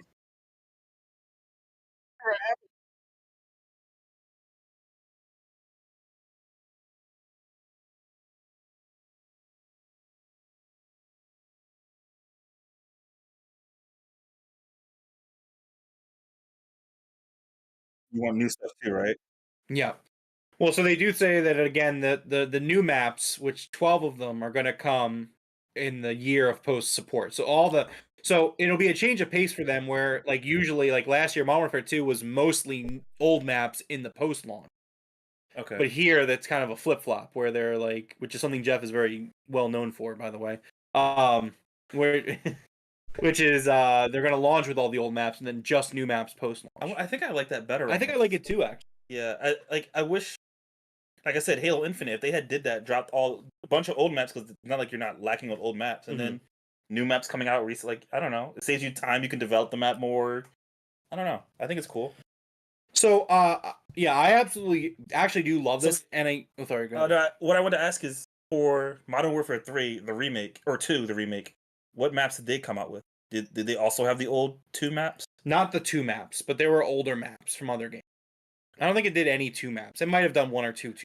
And why isn't this game doing older 3 map? You know what I mean? So that's a great question for someone who has not played the new trilogy. So the new trilogy doesn't follow, like, it follows like some very general same plot points, but like, so like, you know how when you played Modern Warfare 2, like, I don't want to Go ahead. It's a small spoiler. So you know the no Russian stuff? Yeah. That's not in Modern Warfare 2 remake. Okay. But it's going to be in this game. In Modern Warfare 3. Okay. They're telling the story in a very different way. Where like Makarov didn't show up till the end credits scene of Modern Warfare 2. Okay. Whereas like Makarov is in Modern Warfare 2, like the whole game. He is the bad guy in the old game. Okay. So it seems like there's some liberties. There's some creative liberties being taken where it's okay for it to kind of be moved around. Jeff, you weren't. Oh no, Jeff was muted in the chat. Probably. Oh, okay. Oh, for the video. Yeah. Okay, so I'm sorry, but yeah, producer Jeff, he was muted. He's not sure how he feels about playing old maps as like the base experience. And, that's my second question. Game. My second question is: are we paying for the new maps? Are you guys paying for the new maps? And like it'll be free updates for free updates. Okay, then yeah, I think this is pretty cool. Yeah. So I actually think this is actually something that I think is going to be a future direction for Call of Duty. I think we're going to see it in the years that follow this game, where I think you're hitting a point where I don't know how many more maps you can come up with in Call. I don't know how many more things you can come up with, and I actually could see this as a very potential future for the franchise, where it's like, hey man, like here's the new Call of Duty, and they literally have 20 years of maps in their backlog. Like, just start picking maps and just have them be part of your Call of Duty game. And if you come up with new maps, that's great, but I mean, these older maps are very well made. It's getting to a point where I think the maps, as the games come out, I think the new maps get worse and worse as the year goes. That's just my opinion. Okay. Where I just like, I mean, there are some bad older maps too, don't get me wrong, but I don't know. I definitely think that you need to start it. Like, we look at what happened this over the summer with the Xbox 360 Call of Duty game. Came back online on Xbox 360. They were the best selling games. People are playing them. People clearly want those experiences. And I think that outside of the Game Pass atmosphere or Game Pass, universe, which you're going to see all these games be playable on there and people are going to pick and choose what they want to play. I think if you're looking at the Call of Duty fan base, it's like you should definitely use your backlog of content to improve upon. Like we see it with Warzone and stuff like that. And as much as I don't like where Warzone went, they would take these maps and put them in the Warzone map. And like, I love those. Yeah, that sounds awesome. And people love those things when they do that. Yeah, that sounds cool. So I'm very much for it. Moving on for other news with Modern Warfare 3, so we can keep this moving. For the first time, team up with other squads and survive and fight massive hordes of the undead in the largest Call of Duty Zombies map ever. Modern Warfare Zombies, MWZ, tells a new zombies story from developer Treyarch, with missions, core zombies features, and a host of secrets to discover. Now, I kind of introduced you to zombies over the summer, so it's very exciting for me. Okay, this is another thing I wanted to ask. Is it exciting that it's the largest zombie map ever? Because the ones you showed me have been really small and kind of concise. And well, to be fair, I also the ones I showed you, that was like the starting. Yeah, I know you told me it expands, but like when these games come to Game Pass, we are going to play the zombies. Is it exciting that it's the largest ever? Is that exciting for zombies? Yes. Answer yes. Okay. Yes and yes, completely. Yes, that was what I was trying to say. Yes. Sometimes you hear, "Oh, it's the largest ever," and you're like, "I don't want it to be the largest ever," but I haven't played zombies. I don't If know it's that's large to the good. point of being ridiculous, that might suck, but I'm still in. I like it. I mean, if the concept is done well, though, it's okay for it to be a big map because Yeah. how many players are going to be on this big map? You know what I mean? Okay, Like, that's true. that could be something. Maybe it's like a super big cooperative Ooh. thing. Like, Yeah, that like we don't know. Yeah. I don't know. I'm just speculating. This is completely Yeah. speculation. Okay. Did the original the remakes of 1 and 2 have zombies in it? There's actually a little bit more about zombies down here, so Dude. we'll get into it. Imagine a There's full lot of stuff. lobby. Imagine a full lobby, like 10 players, 12 players. Oh. I'll do you one better. What if it's like on Verdansk? They've already kind of done stuff like that for the Halloween thing. It'd be if they did like a but what if it's specific, more, it'd be cool. Well, I'm saying, what if it's a more curated experience? You know what I mean? Yeah, absolutely. Anyways, let's continue on because we have a lot to cover for this. Campaign: adapt or die in a fight against the ultimate threat. In a direct sequel to the record-breaking Modern Warfare 2, Captain Price and Task Force 141 face off against the ultimate threat, the ultranationalist Vladimir Makarov, extending his grasp across the world, causing Task Force 141 to fight like never before. Combat means making decisions, using different loadouts and planning different paths through every operation across an involved and thrilling campaign. In addition to the signature cinematic Call of Duty missions, Modern Warfare 3 introduces open combat missions, with even greater emphasis on player choice. Naturally, you'll have the use of all the weapons, equipment, tactics present in the action-packed Modern Warfare single-player experience. For some of your engagement, it is completely up to you to decide on an appropriate course of action. I think this sounds really cool. This sounds like a really awesome experiment that they're going to do here. And I think that having kind of a blend of like linear missions and then kind of letting like, all right, here is this world, do it how you want to do it. It reminded me when I first read this of like how cool I thought Assassin's Creed Unity was, when it's like you would do an assassination mission, and like other games like this too, like Hitman does it too, but that's just the game that comes to mind. Where it's like Hitman does it way better. You enter an area and you're like, you can go up through the roof, or you can go down through the caverns. Which sucks because I think they only did it for like 2 missions really, really well. Yeah, but it was really well done. And then like they didn't. So Hitman, we'll use Hitman as an example. I think Hitman's a better example where it's like, hey, there's your target. Figure out how you. There's 6 different ways to go. Okay. Different equipment. That sounds really cool. They do say that the open combat missions, or OCMs, are an exciting innovation to the Call of Duty campaign. Not only do these complement the cinematic missions you've come to expect, but they also provide you with numerous additional choices regarding your methods of mission completion. For example, if you prefer to use stealth techniques, you may wish to undertake an OCM with lights out approach, using night vision goggles and suppressed weapons. Complete your objectives without your adversaries knowing you were even there. However, if loud explosions and reckless abandon are part of your repertoire, strap extra armor plates onto your torso and hit those targets head on. That sounds dope. I'm gonna be going lights out for everything. All gillied up. I'm gonna be wearing a full ghillie suit. Just my character, like it'll be inside like a building. It'll be like broad daylight in the middle of the building. I'm just like in an office building. Back to the multiplayer. Modern Warfare 3. That just says again that they're going to be doing the Modern Warfare 2 maps, and again, they're all there for Modern Warfare 2. Afghan, Derail, Estate, Favela, Karachi, High Rise, Invasion, Quarry, Rundown, Rust, Scrapyard, Skid Row, Subbase, Terminal, Underpass, Wasteland.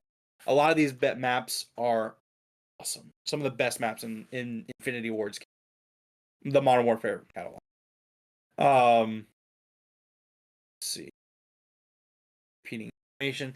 Going big with brand new maps, Ground War, and War modes return. So the 16 core launch maps are further complemented with the addition of 4 huge environments ready at launch, containing a host of new play spaces. These are composed of 3 brand new battle maps, large-scale locations where Modern Warfare 3's Ground War and Invasion game modes will be fought, and a single colossal war map, as Modern Warfare 3 marks the welcome return of the evolution of legendary war mode that first debuted in 2017's Call of Duty World War II. So the Modern Warfare 2 maps are a thing, and then they have these larger modes with 3 big maps for Ground War, and then they have the War mode, which is a colossal, huge, bigger than the big map. It's going to be like Warzone Blackout size, I'm assuming. Yeah, that would be a safe assumption. They do say that there will be all new core content coming, live season content, day 1 multiplayer content featuring faithful modernizations of the Modern Warfare 2 maps. They will have 12 new 6v6 core maps post-launch. New mechanics, Expect many customization advancements and new gameplay mechanics to further evolve the quintessential fast-moving gameplay. Here are 3 innovations with more to be revealed in the coming weeks. So first is tack stance. Breaching clear with new tactical stance feature, a perfect middle ground between hipfire and aiming down sights. When entering tight hallways and cramped rooms, toggle tack stance on to improve weapon performance and win the fight. Here's what to expect from that. Your operator unshoulders the weapon and holds it at a canted firing position. You can toggle in and out of the stance. The stance trades precise accuracy for improved mobility and handling. Some spread to your firing will occur, best described as a middle ground between full aiming down the sights and hip. It is designed to be used in aggressive close quarters combat situations. By default, you fire in tact stance while sliding. Okay. So it's actually interesting that this is going to be a full-blown feature in the game, because this has been in the game, some of the games in the past where it's more of an attachment. You would add like a little extra laser to your gun. So in the game, I've actually seen a shot of it. So obviously, when you aim down the sight, you're like zooming in. Hip fire is hip fire. Basically, the gun turns sideways, and it zooms in a little bit, and you're just kind of shooting. But again, you're finding that middle ground between it's more accurate than hip firing, But you get to see more of your area. but you can move better than aiming down the sights. I think this is a really cool addition to the gameplay, and it's cool. It's an option. You know what I mean? I definitely can't wait to see how it plays out in the. They also say loadouts are evolving. Modern Warfare 3 brings new levels of customization to create a class. Get ready to build your loadout based on cutting-edge military equipment, such as gloves, tactical vests, boots, and more. So they don't say it per word, but this is a new perk-based system.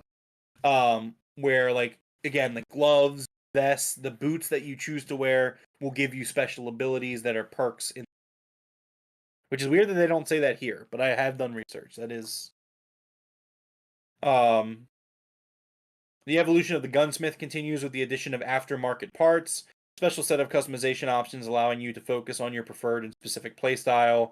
Aftermarket parts enable you to construct unique weapon configurations or types, such as customizing a machine gun into a bullpup configuration, thus increasing mobility. Aftermarket parts will offer a new progression path and challenges to unlock. We'll be sharing more information on these in the coming weeks. Let's see. Classic features. The return of classic gameplay. It's the Call of Duty you like. Some features that have been gone for a few years coming back. Really like a lot of these. Map voting is returning, so instead of just being on a cycle, you get to vote for maps. That's a big win. The classic mini map is returning with red dots indicating when an enemy is firing an unsuppressed weapon. I think that's really cool. All your chosen perks are available at the start of the match. These are all more classic Call of Duty, but great things to bring. Dead Silence is back, but it's as sneakers, so you get the covert sneakers, and Dead Silence is cool. Your core multiplayer health is going to increase to 150, lengthening the time to kill. Hardcore mode is not affected. I like when the TTK is higher in Call of Duty games. That's just me. I like to work for the kill a little bit more. Okay. I think a lower TT kill, it's it's more exciting, but less skill based in my opinion. I think it's you're spraying, whereas with a higher TTK, more health, you got to be a little bit more accurate with your shots. You got to make sure you're more on point. Gotcha. That's just my opinion, though. I mean, some people like movement. So you can now cancel your slide animations. It's called a slide cancel. I think you and Jeff don't like that. I don't like slide canceling. I don't like the fact that you can cancel cancel an animation. I think that if you're making that tactical decision where you want to slide or you want to reload your gun or whatever you want to do, I like that it kind of you made this decision in a gameplay sense. That sucks, but that's the decision you made there. So I don't like that. I don't like it because it's used to run faster, and it makes for too. a horrible viewing experience. Just make the guy run faster. I can agree with that as well. Yeah, Jeff is looking at it from a correct standpoint, in my opinion. Well, we both agree. We have different reasons why we don't like it. Yeah, if the guy ran faster, but you still had slide canceling, would that be okay? Well, no, make it to where slide canceling doesn't give you a speed boost. Do you know what I mean? Okay. Yeah, he's saying that abusing a mechanic in the game like that, that shouldn't be something that. But it also causes a skill gap. There's people who can't figure out how to slide cancel, so it creates a skill gap, and I'm like, okay, whatever. Yeah, I get that. Yeah. Other quick little things. Mantling is faster, and you can mantle while sprinting. I like that. I think that's fine. You can fire during and immediately after sliding. I don't really have an opinion one way or the other on that. Tactical sprint durations are increased. I think that's a good idea. Tactical sprint recharges while you're sprinting. I think that's also a good idea. That's going to be something that more so affects your Warzone gameplay than anything. That's not. I mean, at least in my opinion. Yeah. A lot of people really wanted the firing while sliding, so I'm glad they put that in there. They listened. Yeah. So they also go on to say some other things. The depth of choice here is truly honors the player investment into Modern Warfare 2. All Modern Warfare 2 weapons, attachments, and unlocks will carry forward. Excuse me.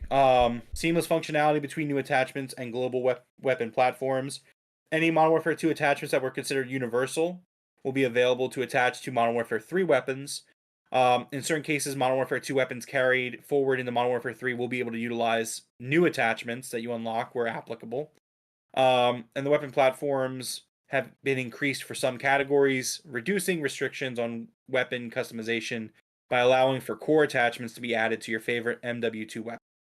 So, you didn't know about this, but Modern Warfare 2, all your guns are going to carry over. Any skins you bought, anything like that. That's really cool. All your stuff's carrying over. But there's also going to be new guns. Well, there better be. I think there is. Yeah, there is, because they say it right. The zombies, all new open world. For the first time, team up with other squads to survive and fight massive hordes of the undead in the largest Call of Duty Zombies map ever. MWZ tells an involved an unearthly dark ether zombie story set in the Modern Warfare universe. Expect to undertake missions across different regions that escalate in difficulty, with core zombies features and a cavalcade of secrets to discover. Ready up for an open world player versus enemy PvE extraction survival experience against some of the biggest enemies in the Call of Duty history. Oh, I knew it. It's gonna be like DMZ, but zombies. Let's go. Yeah, I did see some speculation about that from Charlie Intel, where he was like, "Yeah, it's like DMZ, but with." But I mean, that sounds exciting. And that's generally what we have. Oh wait, one final thing, Devroro. The Modern Warfare 3 beta will be coming to PlayStation first. Okay. Isn't that interesting? Not really. If the FTC saw this headline, they were probably they read it so fast. It's like, Yeah. what? The beta's coming to Xbox first? Sue them. But Deborah, what if there was a Christmas exclusive skin on Xbox? What would that? They can't buy Activision. I mean, it's also like, look, Sony is continuing to find out like what happened when you tried to cross. It's like, you're gonna make Starfield exclusive. All right, well, we're gonna buy Bethesda. Oh, you're gonna keep all this Call of Duty content away from us? We're gonna buy Activision too. You want to keep this up? We'll keep going. Yeah. So it does say here this is the last title part of the long-standing agreement. Yeah, that is correct. This is the last title for that, and that's why the Sony deal was so imperative for them to get it done before the closing of the deal, because they did not have a lot of time that done. But yeah, I mean, so Deborah, like as someone who hasn't really played a lot of the Call of Duty multiplayers, but you've been playing through the campaigns, like what are your takes on what you've heard today about Modern? No, yeah, it sounds cool. It sounds like they're adding a lot. It sounds like they're listening to the fan base. So we'll just have to wait and see. And Jeff, what about you? Where are you at with this? I agree exactly with what Devroro just said. It really sounds like they're listening to the fan base. I saw a lot of things I liked there. They brought back all the movement stuff, which I just don't like the way it looks when I'm a viewer watching a streamer slide canceling. Gives me a freaking headache, but I get it. Skill gap and all that.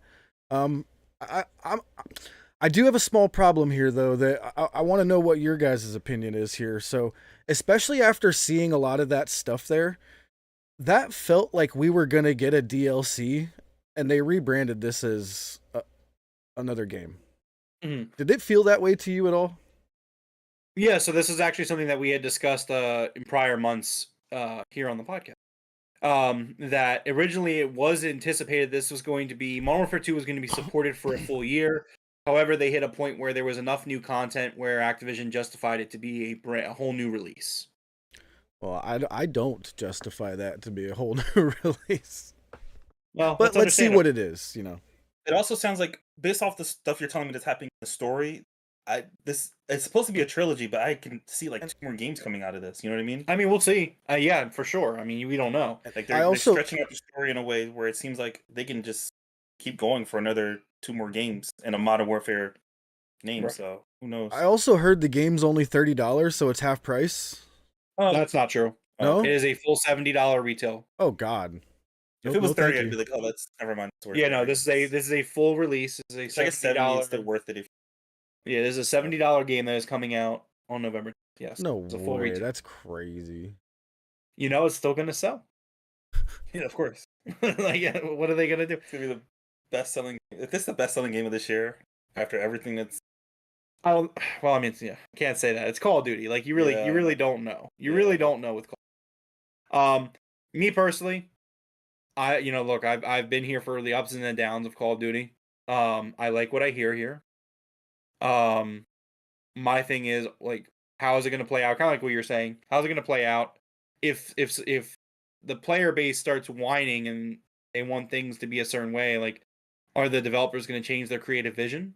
Because that was why Modern Warfare 2 went down the toilet for me. I I was love going to Modern ask you Warfare about 2. that because you guys were excited when Modern Warfare 2 I came loved out. it. I reviewed it super well. And then gave it changed it, a bunch gave of it like an things. 8. I gave it an 8 on the podcast. Yeah, so And I loved it. I loved the Warzone 2. I love Modern Warfare 2. And then they updated it. The players complained. They were just like, Warzone 2? This isn't Warzone 1. Yeah, no, it's the next one. We want the Warzone 1. But on the other side of that, Jeff, you were okay with all the changes, right? Or most of the changes, I should say. Yeah, I'm okay with most of the changes. A lot of them are reverting back to what was before. My point exactly. Anyways, yeah, well, all right. It's been a great episode. You guys have anything else you want to add? Devroro, you're gonna come over on Sunday. You're gonna play Zelda while we're watching wrestling. You're gonna finish Zelda. No, you're going to finish Zelda. So You're gonna come over around 11 a.m.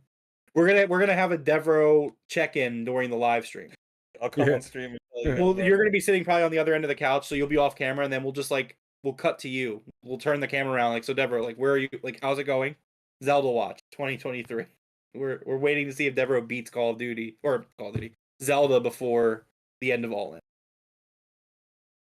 So we're I gonna do have something before we get out of here. I'm about to drop a link in chat that you, Rome, this is mainly for you, but for any of our other viewers out there that are Philadelphia Phillies fans, Bryce motherfucking Harper with an in the park home run.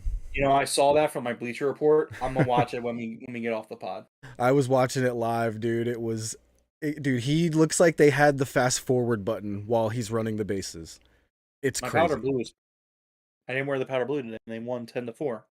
Yeah, I'm it's wearing my very Turner good. jersey though. This thing ain't cursed at all.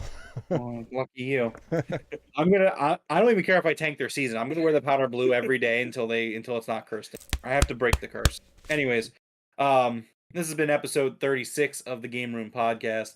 Thank you to everyone hanging out with us here tonight. Thank you to Ty. Thank you to everyone who checked us out. Please hit that like button on your way out. Really appreciate it. This is a big week for the channel. A lot of content going on. If you like pro wrestling and video games, you're in the right place. We will be back on Wednesday night reviewing AEW Dynamite.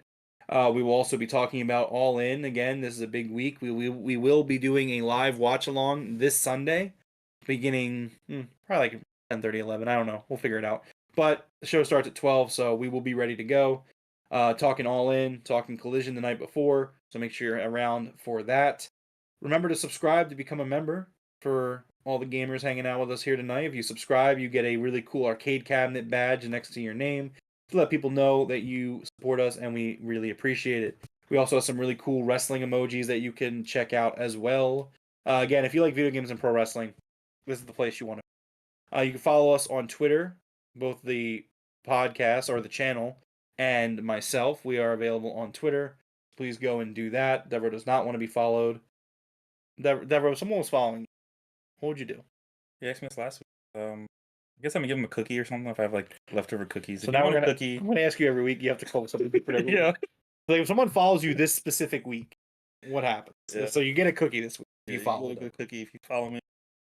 I'll There keep it you in my back pocket just for you. There you go. That'd be wild if that actually happened. Like, where's the cookie? I don't have it.